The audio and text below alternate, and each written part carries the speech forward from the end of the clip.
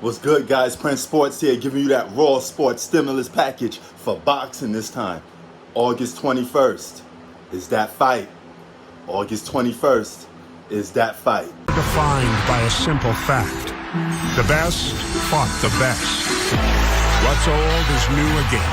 Welterweight is back as boxing's glamour division. In his last fight, Errol Spence Jr.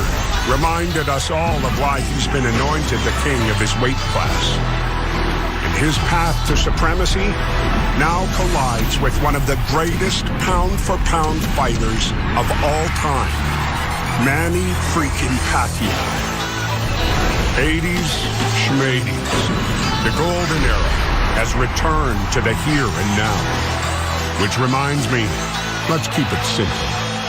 This is the best fighting the best. He's still hungry, aggressive. This guy's a freak of nature. Pacquiao's really taking charge of this fight. Pacquiao still has it. He's still fast, he's still quick, he's still powerful. Boxing's legendary Manny Pacquiao.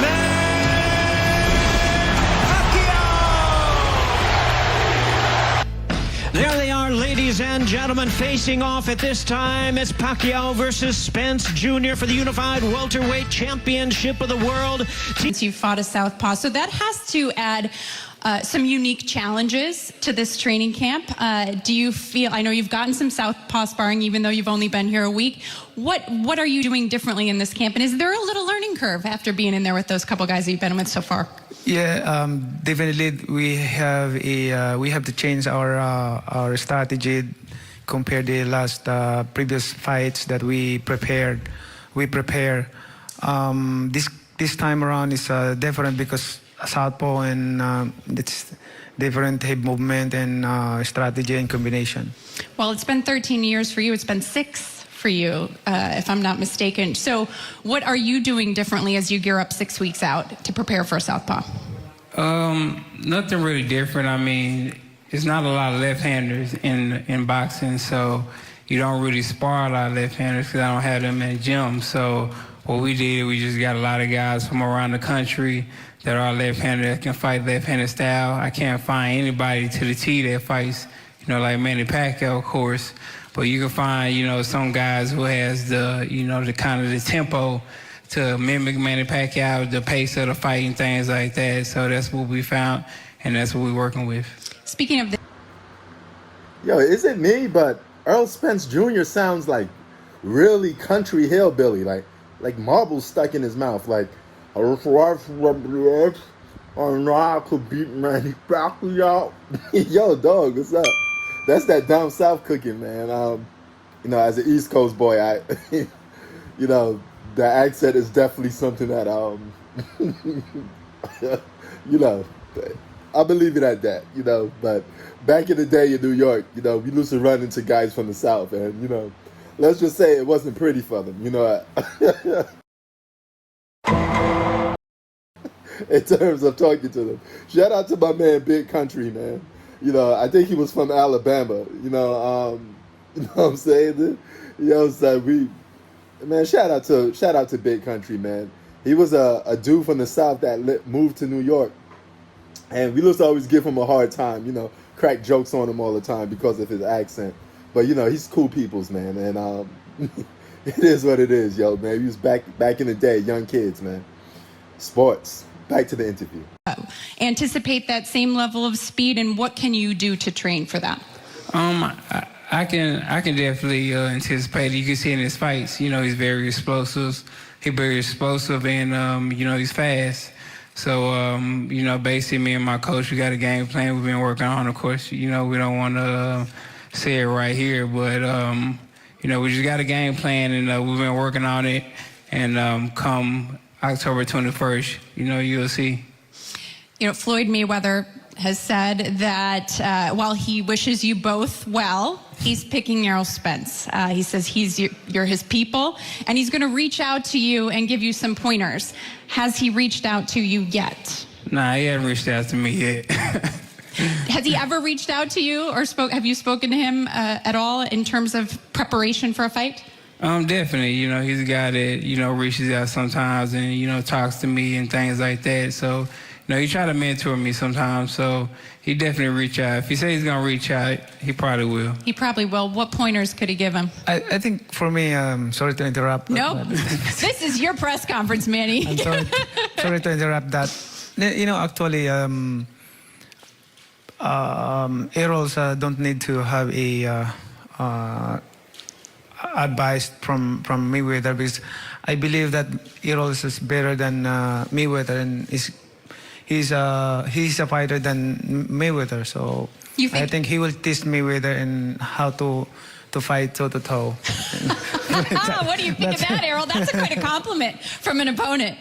Yeah, that is a great accomplishment. But like I said before, Manny Pacquiao the kind of guy who, he'll woe you to sleep. He'll give you a lot of compliments and, gratitude and things like that. And then as soon as the bell ring, he'll be jumping all over you. All right. Now, you've seen that first clip. Something stood out to me, and that was Manny Pacquiao interrupting the press conference, interrupting Errol Spence Jr. and saying, hey, why does Errol Spence Jr. need advice from Floyd Mayweather? Okay? Now, listen. He threw a jab at Floyd. He said, Errol Spence Jr. is better than Floyd. He said also that Errol Spence Jr. is a real fighter. This goes to show you that a lot of guys don't respect Floyd Mayweather. But nevertheless, Manny Pacquiao, whether you respect Floyd or not, you didn't beat him. You promised to the world that you was going to knock Floyd Mayweather out. I don't care if Floyd Mayweather ran around the place, all right? If he ran, then why didn't you catch him? All right? You know what happened to people that run? They got to be hunted. You got to catch them. And you didn't catch him. You said you was going to knock him out, and you failed to do so. Now, I would love to see a rematch between you two. But that's for another time, another day. So, I take it. I have, in terms of your accident, I know you came back. You wanted to prove that was just a bump in the road. You did that. Do you feel as though your chin has been tested since the accident? Definitely. It's definitely tested in the sparring, and I think, it was tested in the Danny Garcia fight. So, I still have a great chin. Of course, I feel Manny Pacquiao probably will test it October 21st. I have to imagine that would be the plan early, to test his chin? I don't want to be overconfident of that fight, because in this fight, because like I said, Errol Spence is his kind of opponent that you cannot underestimate. I mean, he's good, he's young, and his determination and passion to this sport is always there. His dedication and the way he train, I saw it in training. Manny's much more wiser over the last several years. Do you feel that you've ever been overconfident going into a fight? I never be overconfident in every fight that I had, but I just want to make sure that what I'm talking is real, is from the heart, not for impressing anybody for my words. We've seen that from you in the past, and I appreciate that and respect it. In terms of your training, you arrived here 1 week ago. You told me backstage, obviously a whirlwind flight to get here. And then you went straight to training, and we've heard Freddie Roach say, the way you're training, it's like you're training back for the Cotto fight. He hasn't seen you do that. He's a little concerned, frankly, perhaps you could overtrain because of that. Why the urgency? Why? Usually you take a day, from what I'm told. Why the urgency? Were you training back in the Philippines? I already started training last week of May. So when I get here, I continue my training, but it's a good thing for me that I have a offer more. But you can't keep talking smack if you lost. You're supposed to be the You're supposed to be the brawler to catch the boxer and knock him out. You didn't do that. You didn't do what Roberto Duran did to Sugar Ray. It is what it is. All right. Now, I will say this about this fight. The only way Errol Spence Jr. loses this fight is if Manny Pacquiao is butter him up so much that he comes out too humble. Okay? That's my only thing about this press conference. If Errol Spence Jr. does what Shaq did to Hakeem Olajuwon, allegedly, he was too humble in the presence. He let Hakeem Olajuwon did too much because he was in awe. Manny Pacquiao is not going to be in awe to face you, Errol Spence Jr.